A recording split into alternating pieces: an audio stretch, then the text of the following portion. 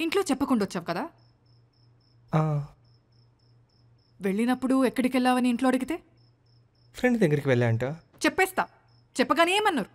అది మమ్మల్ని అయితే బయటికి వెళ్ళడానికి ముందే ఎందుకు? ఏ ఫ్రెండ్? ఎక్కడ ఉంటుంది? అమ్మాయా అబ్బాయా?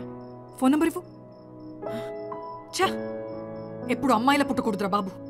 అసలు ఏమైంది ఇప్పుడు? మా ఫ్రెండ్ పెళ్ళికి విజయవాడ కూడా పంపించట్లేదు ఇంట్లో. అసలు నేను బయటికే వెళ్ళకూడదు.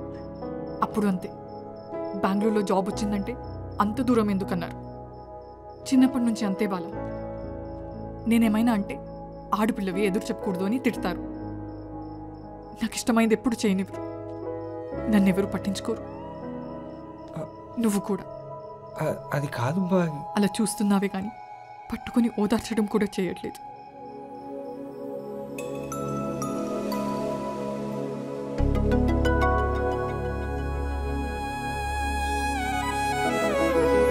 రేపు పెళ్ళయ్యాక నువ్వు కూడా ఇలాగే రెస్ట్రిక్ట్ చేస్తావా? అంటే గాలికి వదిలేస్తావా? నువ్వు ఎక్కడికి వెళ్ళినా తోడుగా నేను కూడా వస్తా. జాగ్రత్తగా చూసుకోవాలి కదా నిన్ను.